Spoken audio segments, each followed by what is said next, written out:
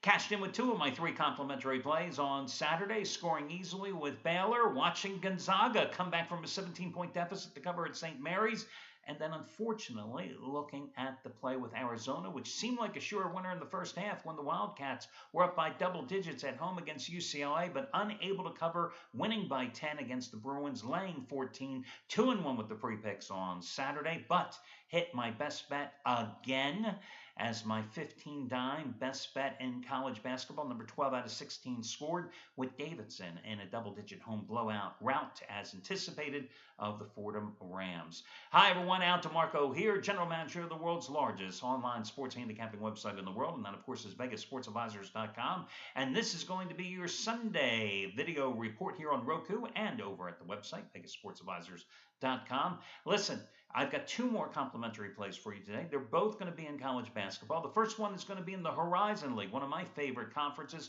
where I'm going to take the Oakland Golden Grizzlies at home, minus to 10.5 points or so, against Illinois of Chicago. Now, the Grizzlies I just used as a best bet when they played Wednesday night at Wright State, and they won as a 4-point favorite, 76-67. They've won 9 of their last 11 games overall, including a 91-77 win to start the month of February at Illinois of Chicago, a game in which they shot 60% from the field, 50% from three-point land.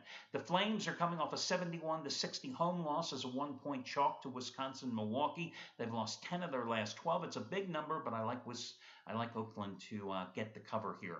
Now, your other complimentary play is going to be LaSalle, minus the 5 points at St. Louis. You know, it was just a year ago we were talking about the Billikens, a veteran-laden team, a team that was going to make some postseason noise, but this team is not that team. This is a team that has 6 freshmen. This is a team where Jim Crews, their head coach, has started all 12 of his healthy scholarship players at least once this season.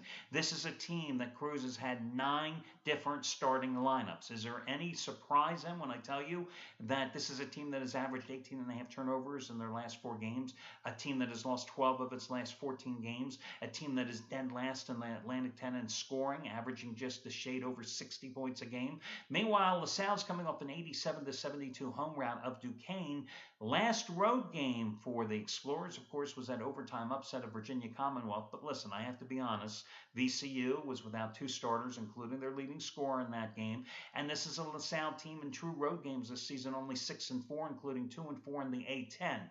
However, I do believe LaSalle can cover this small price here on the road.